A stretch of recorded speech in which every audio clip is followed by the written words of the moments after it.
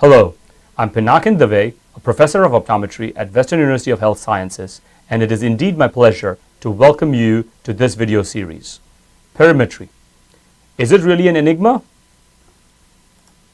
I would like to dedicate this lecture series to professors and teachers all over that spend countless hours educating young student doctors.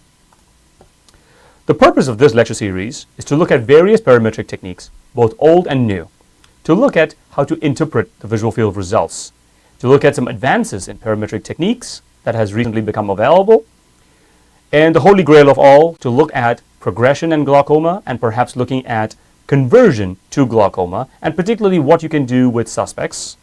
And we will also be seeing structure and function relationships, particularly perimetry and structure optic nerve head, and to understand why they match sometimes and why is there discordance in those techniques.